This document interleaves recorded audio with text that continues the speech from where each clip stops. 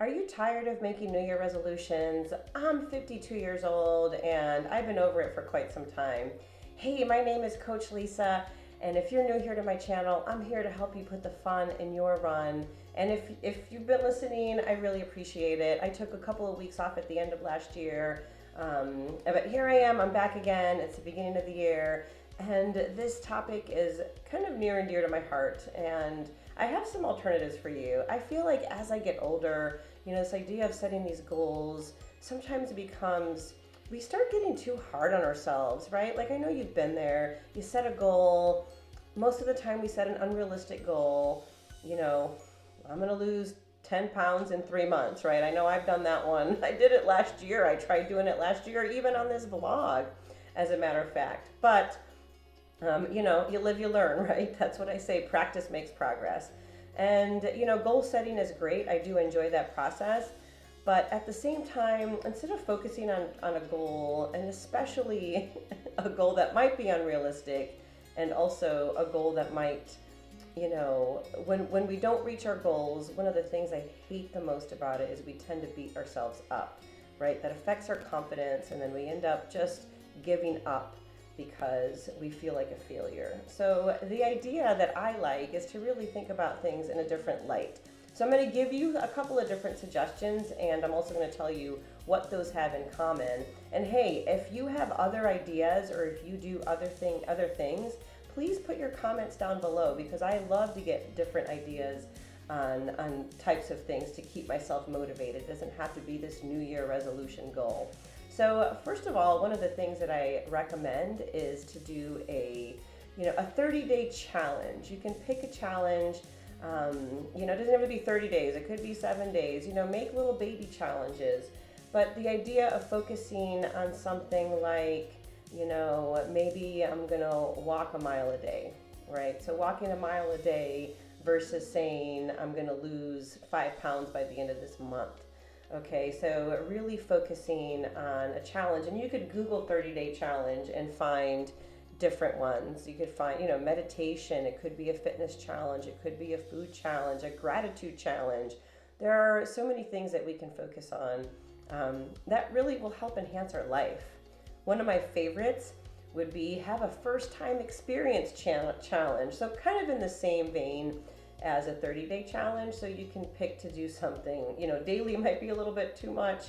Again, you figure out what time frame works for you, but maybe you want to have a first time experience every single week, right? That could be anything from trying out one new recipe, or trying out a new restaurant, or it could be a little more intense, like I want to learn to play guitar.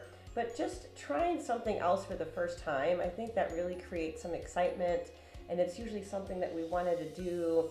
Outside of these smaller challenges, I know a lot of things that have been successful for people too is to have maybe a whole yearly challenge. Again, not saying goals, these are kind of goals, but something that you can track on a monthly basis, so that, say you want to save $500 a month, and at the end of the year, you're going to take a trip with that money, so that you do have a longer term goal.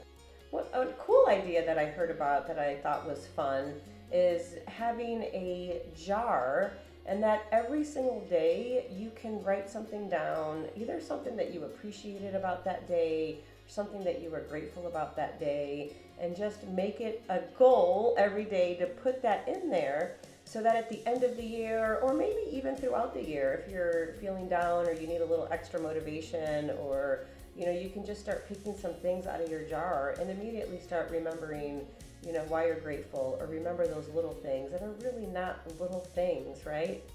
What I really have learned as I've aged and gotten older is that it's really not so much about the goals as it is so much about the journey or the process. And that sounds so cliche, but it's so true, right? It's that idea of, what are you doing in the process? What are you learning throughout these challenges about yourself? It's, just really digging into the journey and learning from the process, the good and the bad, and, coming out of it at the end where you can self-reflect and look at the things that you can celebrate, and then also that you can learn from, right? Sometimes if we make mistakes or there's failures, that's not necessarily, it's not a bad thing. I actually always think that every time I make a mistake or I'm failing at something, there's really something big I can learn from that and take into another new experience. Hey, I don't know if this resonated with you or not. If you have other ideas, please drop them down in the comments. I love to hear what other people do instead of goal setting, or alternatives. And hey, my True Tribe and I, these are the things that I do with them every month. My True Tribe is an online community of women runners, mostly 40 plus. And we've gone through all the trials and tribulations, and what we try to do is really focus on the process, the journey, making running and walking part of our lifestyle. And so what I do throughout the year are these little challenges to help keep us focused. So if you send me an email, lisa@therunningsuniversity.com, I'd be happy to give you a 30-day free trial just to come and check us out.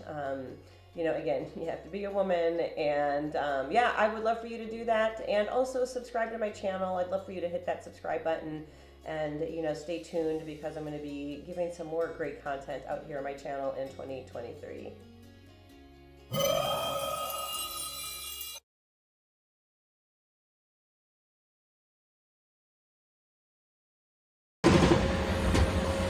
This is what happens when you procrastinate and you decide that today